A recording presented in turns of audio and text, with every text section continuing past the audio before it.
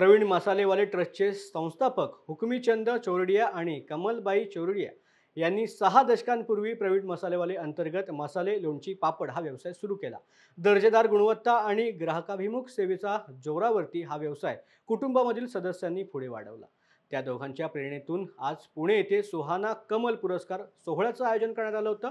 ज्येष्ठ सामाजिक कार्यकर्त्या, राष्ट्रीय महिला हॉकी संघाच्या माजी खेळाडू आणि कनेक्टिंग संस्थेच्या संस्थापक अध्यक्ष अर्णवाज दमानिया यांना सुहाना कमल जीवनादर्श पुरस्कार देण्यात आलाय। या पुरस्कार सोहळ्याची माहिती सुहाना मसाल्याचे विश्वस्त विशाल चौरडिया यांनी माध्यमांना दिली आहे। सुहाना कमल पुरस्काराच्या या 21व्या वर्षामध्ये आज कोविडच्या एका ब्रेक नंतर पुन्हा ह्या इनिशिएटिव्हची सुरुवात होते आहे, याचा खूप आनंद होतोय। 2001 साली ह्या पुरस्काराची सुरुवात प्रवीण मसालेवाले चॅरिटेबल ट्रस्टने सुरू केली आणि प्रवीण मसाल्याचे फाउंडर माझे आजोबा हुकमीचंदजी चौरडिया आणि कमलबाई चौरडिया यांनी जी सुरुवात केली होती, त्या ऑन्ट्रप्रिनरियल कपलला एक नमन म्हणून आणि त्यांच्या स्मृतीला वंदन म्हणून ह्या इनिशिएटिव्हची सुरुवात ह्या चॅरिटेबल ट्रस्टतर्फे करण्यात आली होती।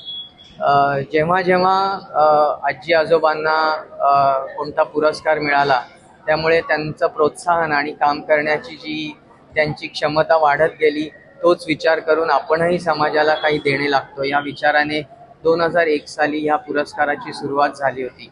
आणि कोविडच्या कालखंडामध्ये 2 वर्षासाठी या पुरस्काराला एक स्थगिती मिळाली होती, पण नव्याने सुहाना कमल पुरस्कार हा सुरू करण्यात येत आहे। ह्या वर्षापासून ह्या पुरस्काराची व्याप्ती वाढवण्यात आलेली आहे। आधी हा पुरस्कार उद्योग क्षेत्रातील फर्स्ट जनरेशन ऑन्ट्रप्रिनर यांच्यासाठी मर्यादित होता, पण माझ्या आजीचं जे काम आहे आणि एक उद्योग जननी म्हणून त्यांनी जी सुरुवात केली, ती त्यांच्या आयुष्यामध्ये एक समाज जननी म्हणून व्याप्ती प्राप्त केली आणि समाजातील विविध घटकांना त्यांच्या कामामुळे प्रेरणा मिळत गेली। हा विचार करून ह्या वर्षापासून आपण उद्योगाबरोबरच कला, क्रीडा, सेवा आणि सुहाना कमल जीवन आदर्श पुरस्कार असे एक 4 पुरस्कार सुरू करण्यात आलेले आहेत।